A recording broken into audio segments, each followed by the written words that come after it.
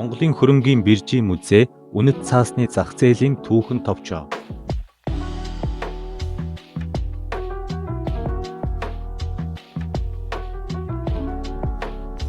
Үнэт цаасны төлбөр тооцоо төвлөрсөн хадгаламжийн төв байгуулагдав.